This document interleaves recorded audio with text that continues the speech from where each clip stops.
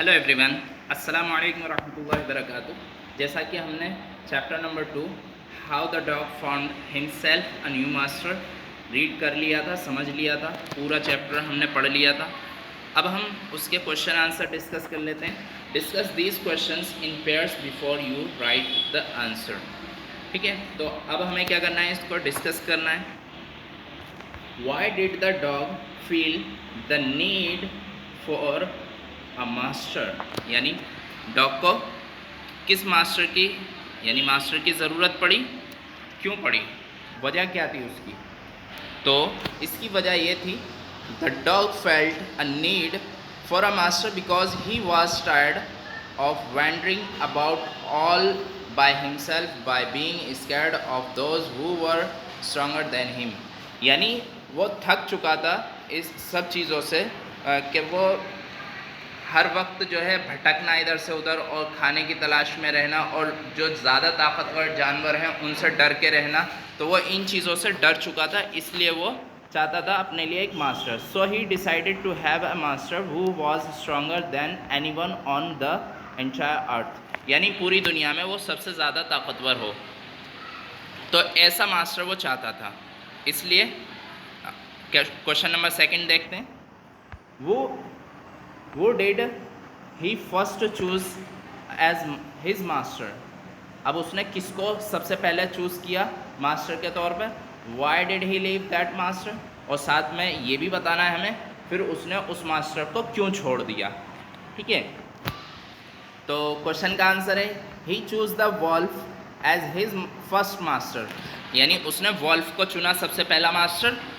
He left the wolf as his master because the wolf was scared of the beer.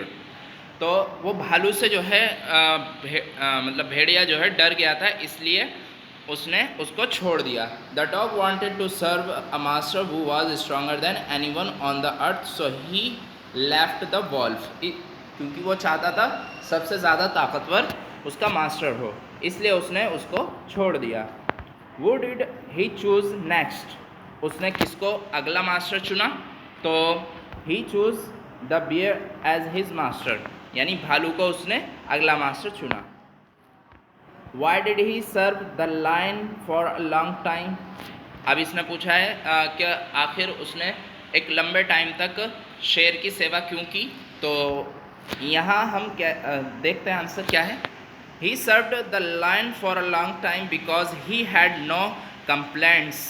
He was safe as the lion was the strongest beast and no one dared to touch the dog, यानी जब तक वो शेर के पास रहा उसके लिए कोई कंप्लेंट नहीं थी कि वो मास्टर से कोई खफा हो, यानी उसके मतलब मास्टर के ख़िलाफ़ कोई कंप्लेंट्स नहीं थी उसके पास।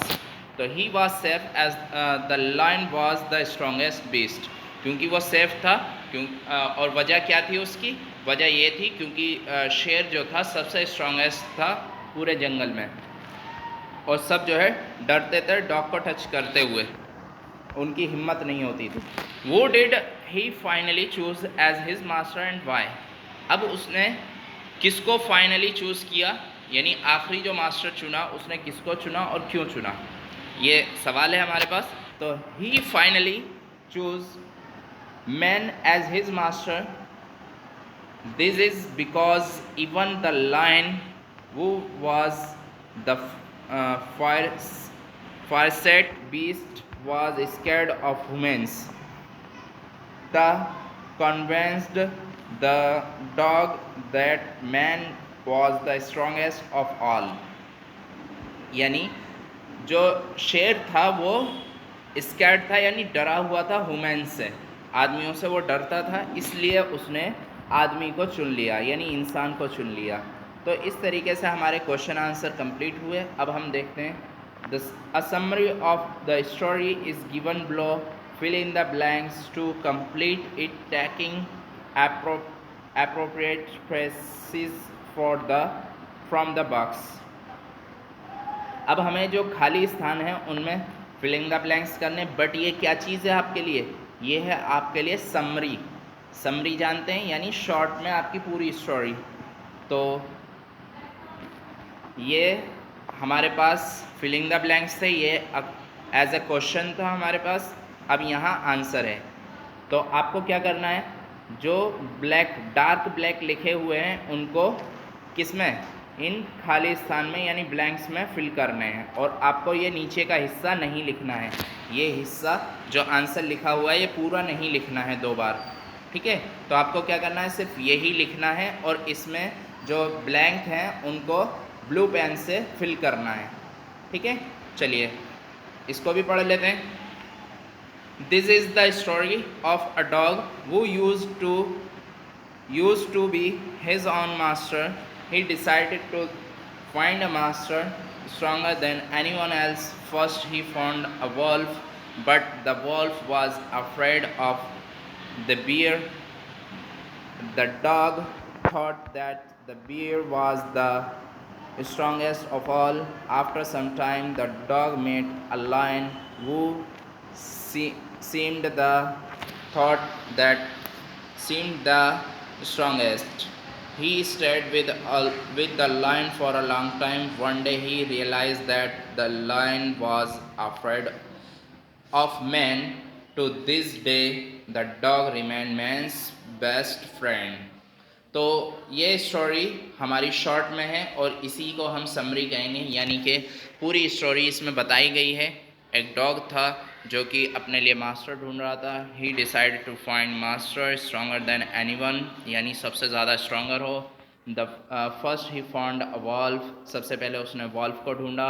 But the wolf was afraid of the bear, तो वो भालू से डर गया था।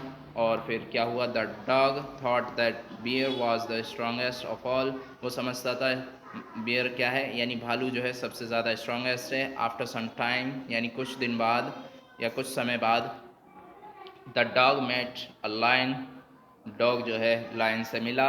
वो सीम्ड द स्ट्रॉन्गेस्ट, वो सबसे ज़्यादा ताकतवर था। He stayed with the lion for a long time, वो शेर के साथ बहुत लंबे समय तक रहा।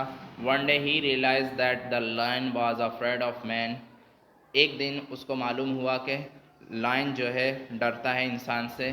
To this day the dog remain man's best friends, यानी वो फिर एक दिन इंसान का दोस्त बन जाता है और जब से वो वफादार है। इस तरह से ये हमारी कहानी शॉर्ट में थी। चलिए अब हम देखते हैं working with the language. Each words in the box given below indicates a large number of, for example, a herd of cows. ये क्या है, एक झुंड है काउस का। refers to many cows. Complete each the following phrases with a suitable word from the box. अब हमें क्या करना है, कंप्लीट करना है सूटेबल वर्ड से जो हमें दिए हुए हैं और इनको फिल करना है। अब देखिए सबसे पहले अ ऑफ शिप, ब्लैंक है अ ऑफ शिप्स। शिप्स को जो बोलते हैं, शिप्स के ग्रुप को क्या बोलते हैं, फ्लीट, फ्लीट ऑफ शिप्स, ठीक है। और फ्लावर्स को क्या बोलते हैं, बंच।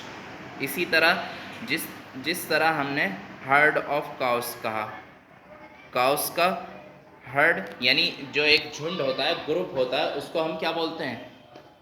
मान लीजिए जैसे कि हम फ्लावर्स की बात करें तो बहुत सारे फ्लावर्स अगर इकट्ठे हो जाएं तो हम क्या बोलते हैं, गुलदस्ता। और गुलदस्ते को क्या बोलते हैं हम इंग्लिश में, बंच। इसी तरीके से हमारे सारे ये एग्जाम्पल्स हैं, ships, flowers, chicks, cattle and stakes, sheeps, fish, वो वॉल्व्स, ये तमाम चीज़ें क्या हैं, ये एग्जाम्पल्स हैं। मीन्स आपको ऊपर एग्जाम्पल्स दिया गया था और यहाँ पर आपको इनमें से आपको फिलिंग द ब्लैंक्स में फिल करने थे। तो आपके लिए आंसर नीचे हैं, आपको क्या करना है, इन आंसर्स को इनकी जगह पर फिल कर देना और ये नीचे का हिस्सा नहीं लिखना है, ठीक है। ये वाला हिस्सा नहीं लिखना है, सिर्फ ये हिस्सा लिखना है। और इनमें जो ब्लैंक हिस्सा है या ब्लैंक पार्ट है, इसमें आपको क्या करना है, ये वर्ड्स उठाना है और यहाँ लिख देना है। ये वर्ड्स उठाना है, यहाँ लिख देना है, ठीक है। इस तरीके से आपको इनमें फिल करने हैं और आप करेंगे, ठीक है। इसी तरीके से यहाँ भी आंसर लिखे हुए हैं, इसको भी समझ लेते हैं। ये क्या है? Make nouns from the words given below by adding ness और ity. For some words we need to add just ty और y. ठीक है, तो कहीं पर तो हमें सिर्फ ty और y ऐड करना है और कहीं पर हमें नेस और ity ऐड करना है। ठीक है, तो ऑनेस्ट के साथ हम क्या ऐड करेंगे? y सिर्फ, क्या हो जाएगा? ऑनेस्टी। ठीक है, और काइंड के साथ हम काइंडनेस।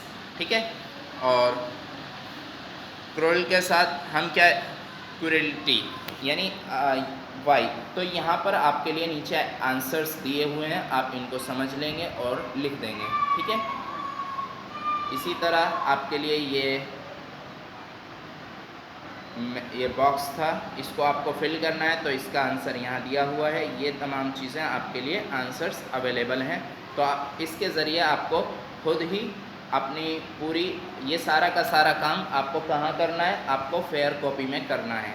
ठीक है, ये सारा काम आपको फेयर कॉपी में करना है और जल्द से जल्द आप फेयर कॉपीज़ स्कूल चेक कराने के लिए लाएंगे। मिलते हैं नेक्स्ट वीडियो में। अस्सलाम वालेकुम।